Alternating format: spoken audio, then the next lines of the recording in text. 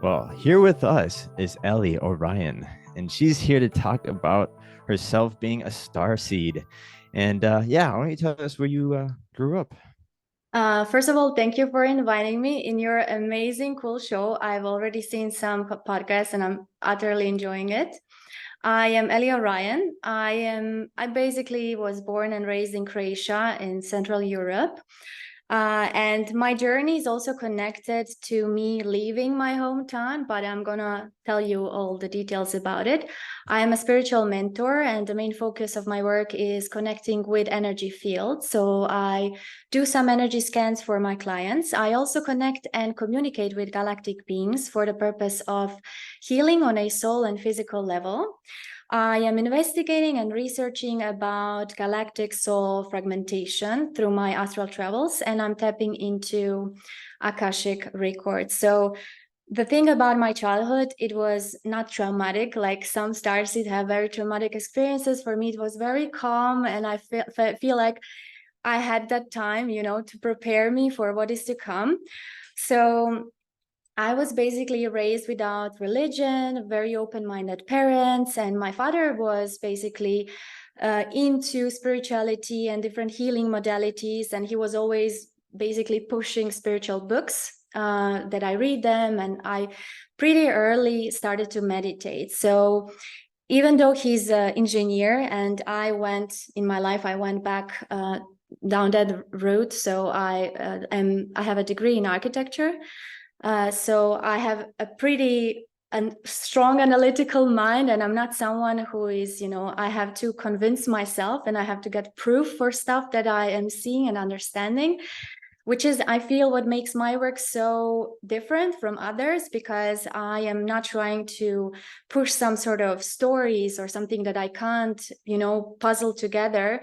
And throughout my life, that's something that I feel gave me this understanding how everything comes to pieces when you basically keep track of different spiritual experiences. Because for me, the mind and just how we perceive the world and how we perceive energy is all nice and good, but when I understand how it happens and when I basically have proof for that, it was something that was basically always my inspiration. And I think my dad is someone who basically pushed that, because I'm going to tell you for example, one amazing experience, which actually pushed me into understanding how everything is connecting and how I have this ability to understand the worlds and other dimensions. So as I said, my father was pushing me to meditate, and sometimes I would just close my eyes and he would always guide me to tell him what I'm seeing, what I'm experiencing. So he was basically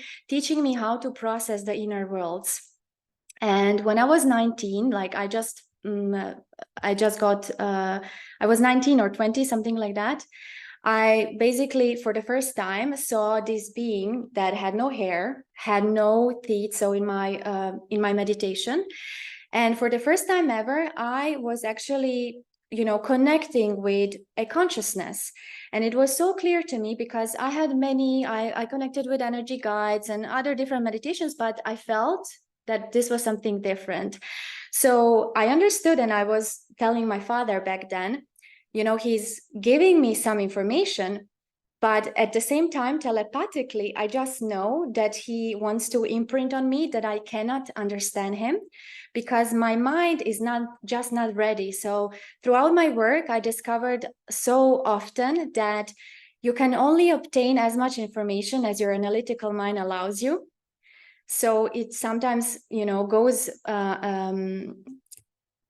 against us, but it's so necessary, because otherwise when we obtain or download crazy information, our physical and mental health is not going to take that well.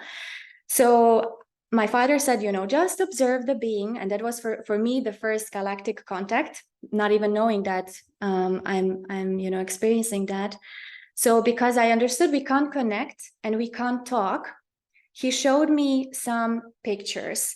And there was this man without hair. And the message that went through that picture was, when the time comes, do not hide behind the wig. Seek your inner wisdom, And that's going to be, I'm going to tell you how that connects with a few years later. And then he showed me some healing modality. So everything was in pictures. So we finished that meditation and my father said, you know what? I think you should write this down. So I wrote everything down in detail, not understanding what am I seeing, what does it mean? Because of course it means nothing to me at the time as I downloaded it. And as I said, I decided to move away from Croatia and I moved to Austria to study architecture. And as soon as I moved away, something triggered me, out of my comfort zone. And I started to see other dimensions. I started to see entities. I started to see energy. So it was very, it didn't happen like other people have, like in the childhood, and they grew up with that. And I understood, for me, that was the moment when I was alone, when I could process everything that I was, that I learned from my father. So I went and my father taught me how to process entities and how not to be afraid and how to raise my consciousness. And it was terrifying for me. I could not sleep for months when I was, for the first time experiencing that, because you're afraid. And just this acknowledgement, for example, I would see the entity in my room, in my student room, and my father would train me and say, stay in the room, close your eyes. And I feel him. I feel his, and I now get shivers as I'm telling you this. And I'm afraid, and I feel my pulse raising, and I'm terrified. But my father is like, he cannot do anything to you. You're stronger. So he was basically training me how to adapt to this new understanding that no matter where we are within one space, there is different dimensions, there's different life forms or consciousness, and we are not aware of each other. So pretty early in my 20s, I discovered, okay, this is something that I can do. And I definitely ignored it. I was like, no, I'm not a spiritual person. I don't want to do this. I don't want to see entities. It was terrifying me. So I continued my studies and I was very analytical. I'm becoming an engineer and architect, and very, very motivated and disciplined, until one moment when I discovered, okay, I cannot do this anymore, because I went through a very, very difficult period where I developed all different autoimmune diseases. So all different autoimmune diseases that one person can have, I had them. And the funny part was, no matter what kind of disease I had, doctors said to me, oh, we don't know where it came from. We don't know what it caused it, and it can't be healed. So those two things were, of course, for me, oh, how is this possible that I find myself in this, in this situation? So I decide I have to change my life, because of course I was in a very low vibrational, mind state and emotionally. And I just understood, okay, I have no purpose. I have to change something. So that triggered just my intention. I wanted to go back to the roots, to meditate and connect with myself, how I was raised, basically. And that one meditation in my early 20s, I entered and I laid on my bed and I just placed an intention. I need to change my life, and I'm not gonna get up until it happens, because I didn't want to be here anymore. So my need to find a solution was very, very high and necessary. And as soon as I, calmed my body, something started to happen to me. I saw my physical body flip inside out. So I saw my organs as if they're, outside, and my skin was inside. And I was observing my body, my sick, weak body, and that somehow connected me again with it, because I was able to see, and I was able to understand the frequency. And there was this understanding that my physical body still lays on my bed, but I'm somewhere else. I'm in this very neutral vibrational space. And I was surrounded by some sort of shadows, not knowing that one of these shadows is actually the energy that I met when I was 19. And the first information that I got was, they didn't want to reveal how many of them there are, because there were 12, and they're now known as my 12 Orion guides, because I would be afraid. And the first contact was actually just them giving me this impression: you don't have to be afraid. We are here to help. You don't have to cast this to light. Everything is fine. And they did tell me that they're coming from constellation of Orion. And that's the only information that I got. back then I knew nothing about star seeds. I wasn't thinking about aliens. Like I wasn't really, invested in this, for me, pseudoscience, but I always say this life found me. I was always running away from it. So my father told me, go back to your meditations, connect again. And I started to communicate with these beings. And they told me they live in 6D, they're in constellation of Orion. They gave me some information about my diseases, how they triggered it to, that I came back to myself. And they also explained the soul journey, why I came to Earth, what is my connection, why did I choose my father, my mother. I got some sort of deeper understanding of my life and my consciousness, and that did help me to understand, okay, there is something to this.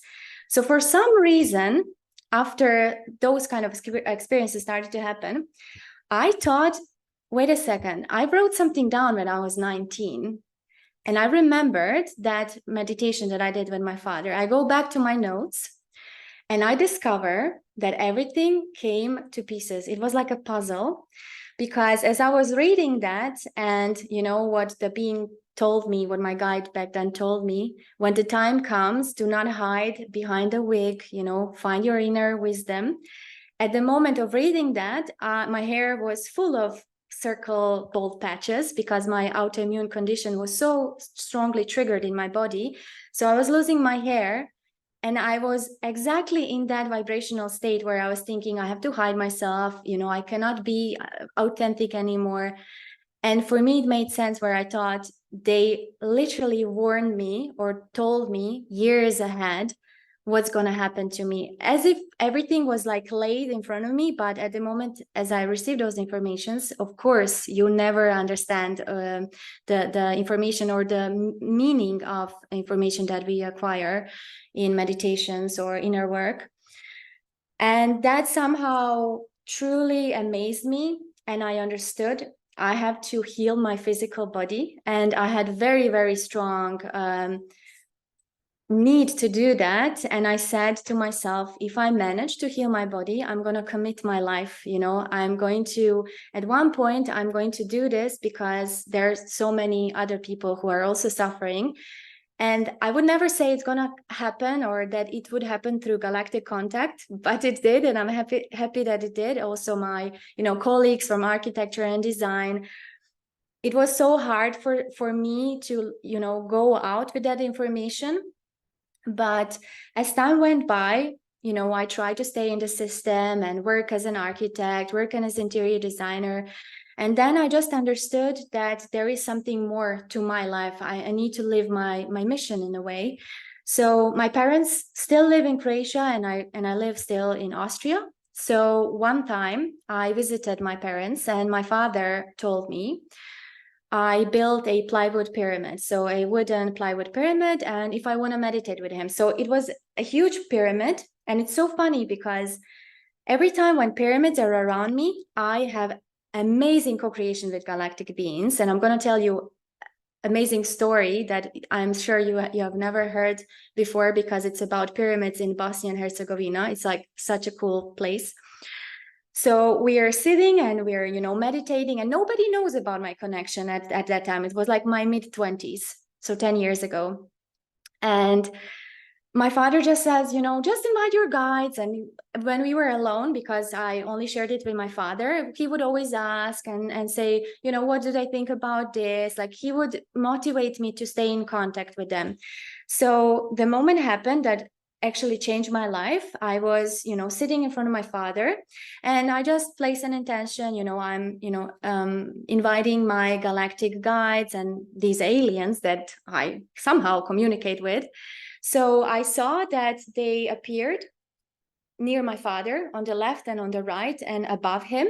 And I was telling my father that. I said, do you see them? Do you feel them? My father was like, no, I do not see them. I do not feel them. And I was like, they're basically showing me how to enter an energy field of a human being.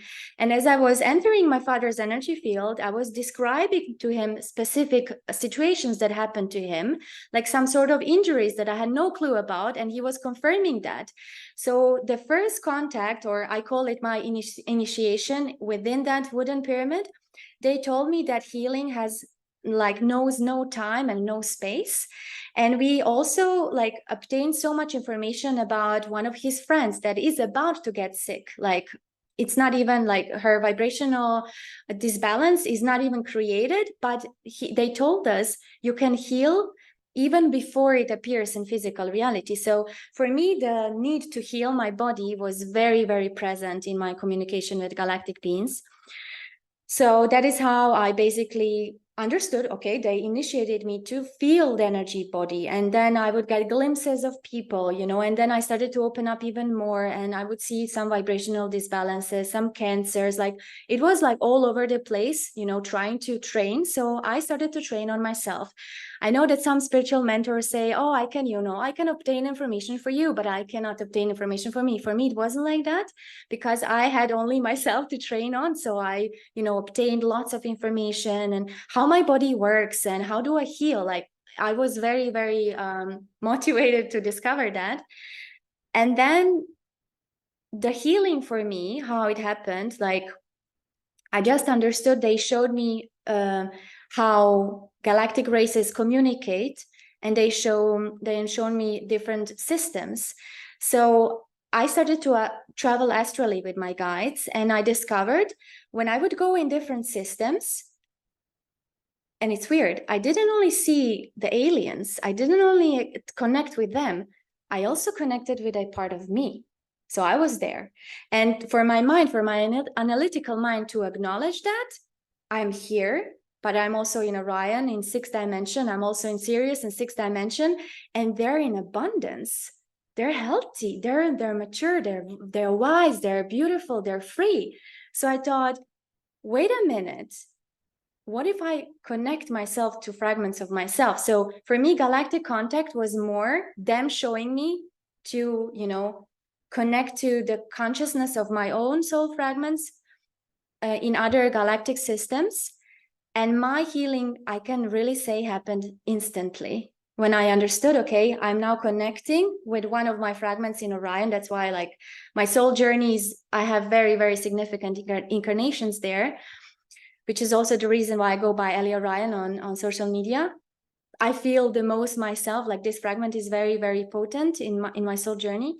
So I just, at the same time, I felt my galactic body, and I felt, oh, this is me. I control this. I decided this. And then I felt my physical body and the fear, and I'm so vulnerable and I'm sad. And then I felt again the galactic me. So at the same time, I would feel this very, different skin. And then I would go back to my physical body. And at the time, and at the one moment, the timelines just overlapped. And in my solar plexus, I just felt I'm healing myself. So it wasn't like intervention. They just helped me how to heal myself. And that's what I do in my spiritual work. Through my energy scans, I'm guiding people to find the strength within themselves, how to help themselves with the guidance and with the support that I'm receiving. So that is maybe like astrally how I connected, and like the galactic connections that I have. But all that was, very protected environment. I'm going to tell you about one amazing experience that I had with other people. And that's something that's beautiful, that I don't have like experiences where I'm alone and no one, can be witness. It always somehow happened when I was with other people, which is brutal because usually it never happens like that.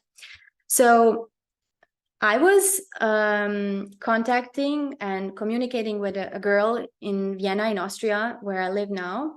And she did some energy scans with me, and she invited me, like, do you want to go to Bosnia and Herzegovina? There are like pyramids. So there is a guy who is he writes books and he's researching pyramids from Bosnia. His name is Semir Osmanagic. And maybe you've already heard about him. So basically, he discovered 2005 some plans, and it appeared to him it looks like pyramids. So he truly found some pyramids in central Bosnia, and it's like a very like amazing thing to go if you're like into spirituality and into energy. So she invited me there. I invited my father because, of course, he's my spiritual mentor and very important for my growth. And then other two, so it was us three, and other two women came. Funny enough, when they arrived and we all like met near the pyramids, I was aware, oh, I scanned all of you. Like I am energetically connected to all of you, even though we are meeting for the first time. So that was like some synchronicity that immediately I understood. And then imagine this, like up to this point, I was communicating with galactic races. I was, I healed myself. I understood everything. But I still had doubts. I still was like, does it really happen in real life? Like, how real is this? And that's so funny because until it happens to you, you cannot associate yourself with anything like that. Even if people say like, it was a light and I see shadows, you're like, yeah, but how real is it really? So not even thinking that I'm going to have a physical contact. So there are like different pyramids, a pyramid of a sun, pyramid of a moon. There are like 4 or 5 pyramids there. And we decide to go to the pyramid of the moon. So basically, scientists say that, or maybe I shouldn't quote, scientists say that, it's not man-made. And when you go there, you actually see concrete blocks pushed together in such perfect way where you think, it's not possible that it's nature made. It's not possible. So especially because my father is an engineer, I'm an architect. So when we went there, it's like, it's obvious. It can't be, anything else. So 5 of us, we just decided, go for a walk and, investigate a bit this pyramid. And then we were standing there, like it was like somewhere in the middle. And we were basically watching, like when we sat, there were like some massive blocks of like, I don't know, like rock blocks. I'm not sure how to describe that. And each of us, we all sat on one of the blocks.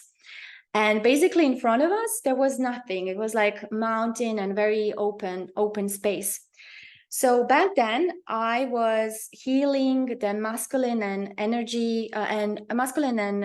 feminine energy within my body, and I was in my own process. And I don't know what others did. We just all decided, without even saying anything, we decided to meditate.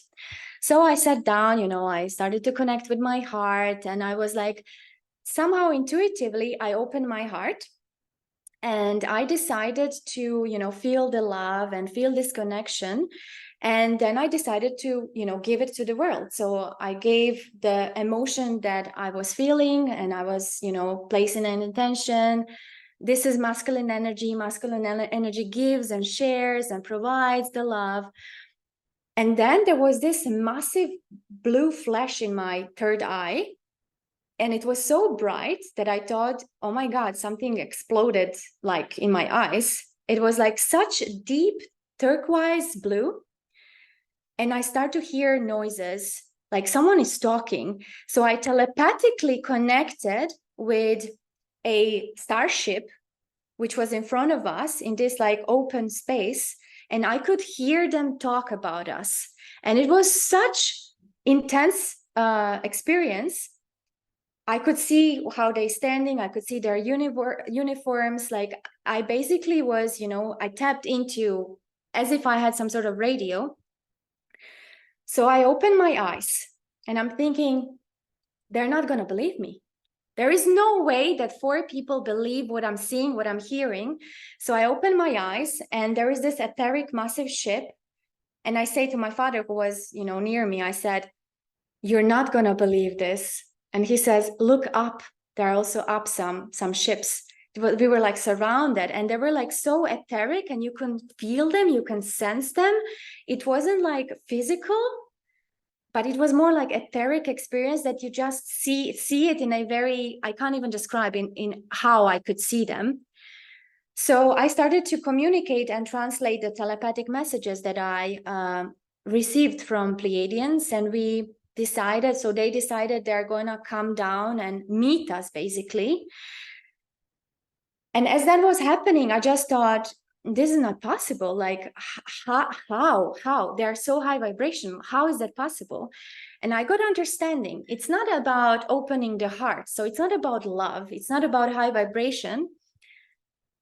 Basically, when you're communicating with galactic beings, what happens? You create some sort of vibrational corridor.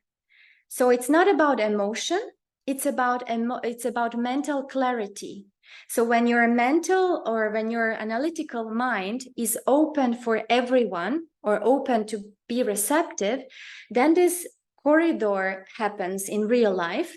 And what they taught me is like, when it happens in real life, that you have some sort of communication or physical connection, you have to be very close to that corridor. Otherwise, it doesn't work. That's why, for example, this Stephen Greer, he works in a similar way, that they basically go to the location and they invite them. They're not doing it, you know, from their house or something. So for me, that experience absolutely changed everything for me, because then I had to not only talk about galactic beings, I have to talk about real galactic contact, you know, and understanding how it all can be connected and how we can communicate with them and exchange information. And like in that understanding how I was, you know, receiving the telepathic messages and everything, I was, you know, given instructions what we should do and how we connect with them. And when I was like standing like this, and you know, everyone had like a specific galactic being, and I just thought, yeah, I'm getting information. Everyone should, you know, place the hands like this. And I know that my Pleiadian being is now going to touch me. And my mind is telling me, this is not real. This is not real. This is not real. And then I just feel this. Like I feel finger by finger, and it goes through my, like, I felt, I don't know how to explain that. Like as if someone was entering your energy field in a such potent, sensible way that you feel you see everything, you understand, you know, you acknowledge, and you're not afraid of this, or like you're not there. There's no judgment. There is just this unconditional freedom that I have experienced in my body. Not only because I felt the physical, you know, tingles and everything, but it was more due to this understanding such high vibrational being took time to give us this experience. You know, how grand is this? So we all connected and we got different messages, and I was, you know, in the live, like, oh my god, I'm somehow, I forgot English with you guys. So live I was translating, you know, telepathic messages at the same time as they're giving me, and that's such a weird sensation that as you're getting it, you're not hearing it truly, like till they finish, you immediately translate. And that's something that never happened to me before. So as if I'm speaking before they give me the message, but actually the message comes first. It's that I can't explain it in a different way. So what my friends were, you know, each of them, they had some sort of symbols. They received some symbols because Pleiadian said, you know, each of us is going to get a symbol and a name. And so many synchronicity happened throughout that, you know, experience and our co-creation with them, like to not go too much into detail, but we got so much proof, like in with the details, with the descriptions, with synchronicities, like also what I said, like it's gonna rain, and I just thought there is no way, it was summer, it's not gonna rain. And the last day before we went from the pyramid, so underneath the pyramids there are tunnels and meditation chambers and everything, and we were all so overwhelmed, you know, by everything that happened there. And also the way how we were standing in the line to greet Pleiadians, it was also significant, like all the tiniest details. And I, of course, wrote everything down to not forget, because in my past, I understood, okay, write everything. So when we were leaving the pyramids, up to the last second of us being there, so many synchronicities were showing up where all of us understood this is real. Like my life changed completely, even though I was so, involved with galactics.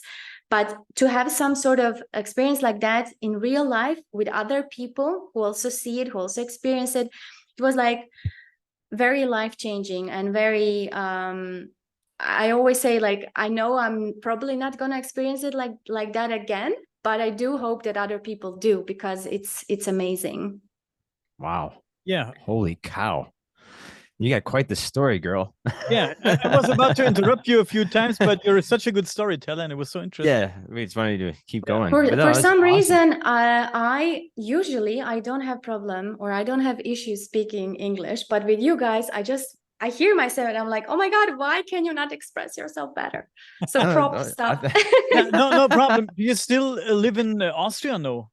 Yeah, I'm still in Austria. So you speak German? I speak German, yeah, and Croatian. So, wir können uns ja auch in Deutsch unterhalten. Das entsteht ein bisschen jetzt, wenn wir dann Deutsch sprechen. Oh mein Gott, ich habe keinen Akzent erkannt.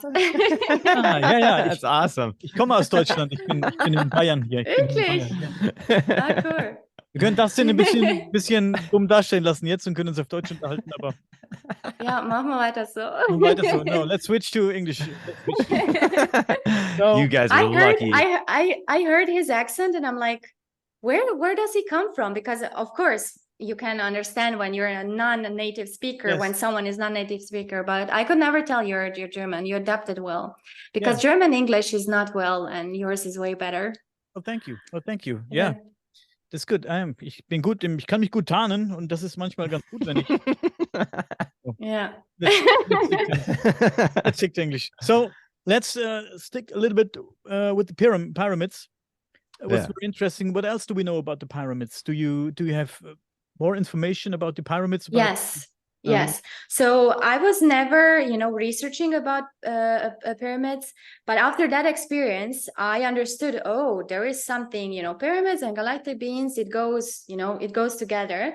So what I understood, Bosnian pyramids are co-created by Pleiadians, and it's funny because they claim that Cheops pyramid is the largest in the world, but actually Pyramid of the Sun in Bosnia is the largest in the world.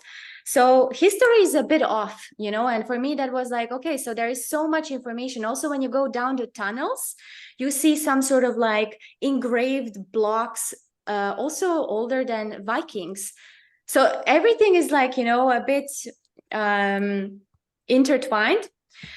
But they did tell me that pyramids in Egypt are co-created by Orions, Syrians, and Pleiadians. So 3 races co-created. And also, I received also some information when we talk about ancient Egypt. Understand that ancient Egypt people for us also had ancient Egyptians. And that's something that we constantly forget. We only think, oh, one ancient Egypt and that's it. But they also had ancient cultures. You know what I want to say. So in the ancient Egypt, if I can, express myself that way, there were some, and they explained to me the Ankh, the symbol that you usually see in Egyptian culture. It was basically a driving license. So they would use Ankh telepathically, and those galactic beings training in UFO, starships, but only for one being. It was not a huge ship. They would use Ankh. Mentally, they would focus on the symbol, and that's how they drive. So the same way how you have to pass exam driving on planet Earth, you have to know the rules. The rules for driving UFOs in ancient Egypt was basically to keep the telepathic focus on the Ankh, and then you can drive. So it was as if they had 2 mental consciousness streams at the same time. One is focused mentally on the Ankh, and other is like, going around and driving. The same thing we have here. For example, how they describe to me, I don't drive, so it's funny that I talk about driving this way. So when you sit in your car and you know your destination, but somehow, I already arrived. So you go into that autopilot, not even thinking that you're driving, you know, because you're in the zone, you know your way, you go there every day. So you don't have to think about driving, you reach your destination. That's how it feels to use telepathic driving in ancient Egypt. That's how they described to me. It's also funny, when I was 18, I received an Ankh symbol, like a necklace. Like, you know, with 18 in Europe, you can drive. So for me, that was like so significant, like, oh my God, I got my driving license and I still don't drive. Yeah. That is interesting. Yeah, very, very interesting. I don't know if I got the whole story about your father. So Yeah, can you tell us a little bit more about your dad? Yeah. It sounds very Yes, of interesting. course. So my father was basically a galactic traveler.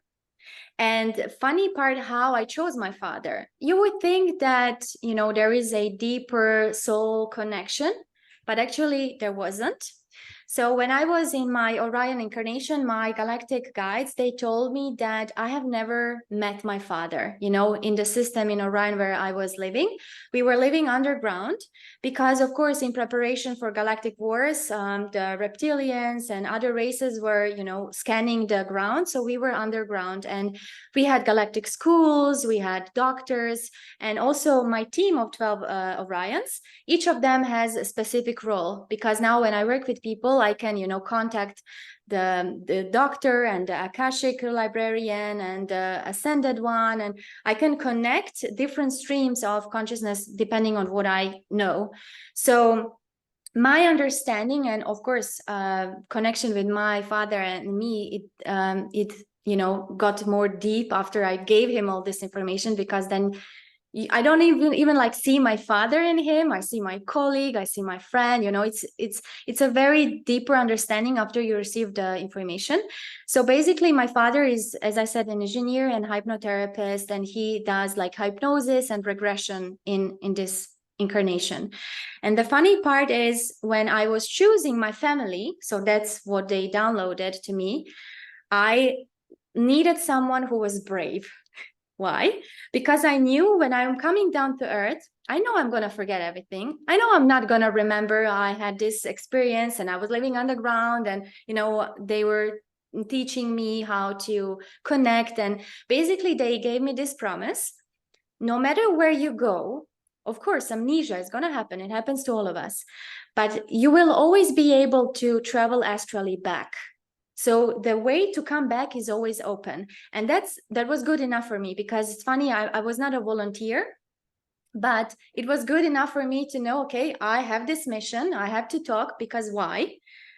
Before I started to talk about Orion beings, everyone was only going for the negative agenda. So it was so hard for me to say, wait a minute, you know, new age is here. Not all Orion beings are negative. So I got lots of misunderstanding and lots of hate when I just started to talk about Orions, because also in books and mentors and spiritual people, majority of people talked about Orions in a very negative way 4 years ago, when I started to, you know, go publicly with information. But I understood that is also very important for me, you know, because there are so many people on planet Earth not fitting in the way how I did not feel I fit into Starseed communities, because I was always isolated as a negative demon or whatever. So in the soul journey, they gave me information about my father, that he decided to volunteer to fight reptilians, even though they told him this is a suicide action, you're not going to survive. And I said, but why would I choose someone who is like that? Why would I choose him? He's going and he knows he's going to die. Like, why? And they said, because he knew he's going to die, and he went with a smile. Because to try, you know, to defend is what matters. So I thought, okay, this is the soul that I want to choose to be my father. So I chose him. And my mother is also, you know, she's, for example, in this life, very skeptical. So she doesn't believe in anything. She's very grounded. And that was, of course, very important for me. So I don't, you know, go and fly and not be analytical or logical. So she was keeping that side intact, which is necessary. But my father, for example, he provided me with this safety, with this understanding of my human strength and my discipline, because, for example, no matter what kind of goal I have in my life, and I say that to my father, like I say, oh, maybe I could, do a driver's license. And it's like, did you think about going to, drive Formula One? Like, he would instantly see me in the highest timeline. Like, he has such a grand vision of my life and my destiny. And it was like that since I was a kid. And that did help me to, find the strength in my physical life, how he was, raising me and giving me this spiritual wisdom. And his guides actually told him, because it's funny, I've never been to any spiritual course. I've never did any healing modality. I was never interested in that, but my father did all that. So through him, I basically had a shortcut and downloaded everything. And he was, giving me the knowledge without me ever being interested in spiritual way, in that conventional way, like going to courses and doing all that. So he always makes jokes like, I invested so much, I did so much to become, spiritually evolved, and you did nothing and everything happened to you. And actually he did, because I channel Orions. And I usually, when I channel, I also talk to my dad. So he asked them, why did you give this to her? Like, I'm the one who is disciplined. Like, I'm motivated. I did everything. And they said, because she doesn't care.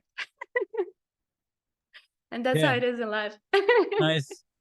So, Ellie, that was very interesting so far. We're Yeah. almost at the end, unfortunately, but to finish up this episode, what are your thoughts as a starseed on guys like David Grush, who came out recently with all these informations about alleged UFO remains and the US government having, like, I don't know, dead alien bodies and stuff like that? Did you hear about that? Do you follow up on all this stuff? Yes. What are your thoughts about it? So when all that UFO agenda started to be very public, especially in America, because in Europe it's not, you have to understand it. Like the news that we get about UFO is from America. Like Europe is still very, closed-minded, but we are also opening up. So for me, I understand that so many scientists and so many people in the field, some of them are risking everything to talk about this. They're risking their degrees, they're risking the safety of their family, they're risking their lives, they're risking education, they're risking everything what they represent to be truthful and expose information that sounds crazy to someone, because it's so easy to talk about stuff when you don't risk anything. You can tell whatever, but that's what one of my clients once told me. I never, read newspapers. I usually just read books, because nobody is going to lie 300 pages long. So lots of information, is coming, and it's good that it's talked about it. Lots of it is, popping up. But for me, it's also interesting, to understand how, for example, what we got in Europe, that you guys on TV got, like, basically they exposed that aliens are real and UFOs are real and they had some bodies there. And then, okay, next topic, like that news didn't even like acknowledge it in a way, oh, it's a grand thing. It was just one of the, things that happened.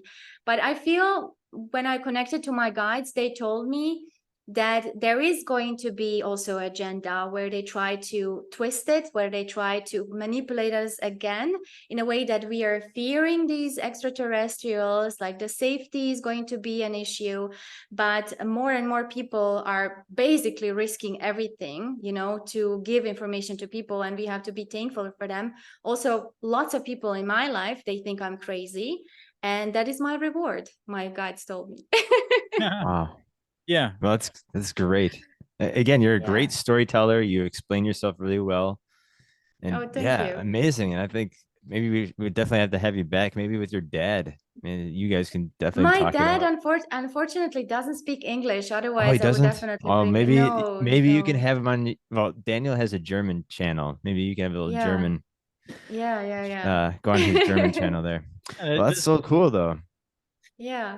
It was very interesting, very Yeah. interesting. Although I know about Dustin.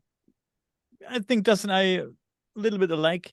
So we are not too deep into all that Starseed stuff, and this is not. We are. I said it before. We are nuts and bolts guys. We want UFOs. We want all that. Yeah, shit. yeah. Yeah.